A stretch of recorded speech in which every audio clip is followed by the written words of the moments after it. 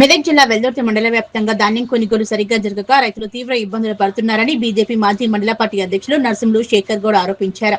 ఆదివారం ఆయన మీడియాతో మాట్లాడుతూ నెల రోజులుగా ధాన్యం కొనుగోలు కేంద్రాల వద్ద రైతులు పడిగాపులు కాస్తున్నా ప్రభుత్వం పట్టించుకోవటం లేదన్నారు. కొనుగోలు కేంద్రాల వద్ద ఎక్కడికక్కడ ధాన్యం నిలిచిపోయిందని, హమాలీలు లారీల కొరత తీవ్రంగా ఉందన్నారు. అయినా అధికారులు స్పందించడం లేదని ఆగ్రహం వ్యక్తం చేశారు. ప్రభుత్వం వెంటనే ధాన్యం కొనుగోలు వేగవంతం చేయాలని, లేని పక్షంలో రైతులతో కలిసి పెద్ద ఎత్తున ఆందోళన కార్యక్రమాలు చేపడతామని హెచ్చరించారు.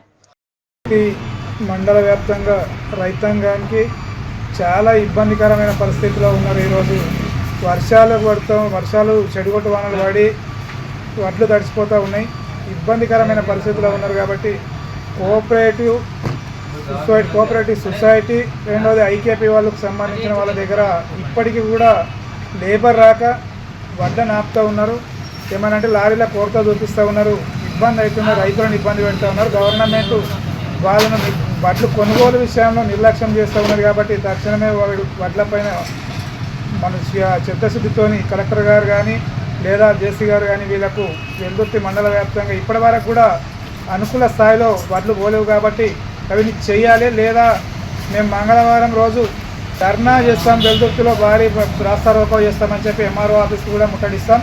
లేని పక్షంలో ఏ కలెక్టర్ ఆఫీస్ వరకైనా వస్తాము. చాలా ఇబ్బందికరమైన పరిస్థితి ఉంది. వర్షాల ప్రాబ్లంగా సరైన తాడిపత్రి లేక వడ్లు తడిచిపోతూ ఉన్నాయి. రైతులకు నానా అవస్థలు పడుతూ ఉన్నారు. రైతుల పక్షాన బీజేపీ పార్టీ దేనికైనా రెడీ ఉందని చెప్పి నేను గవర్నమెంట్ని హెచ్చరిస్తా ఉన్నాను. జై భారత్.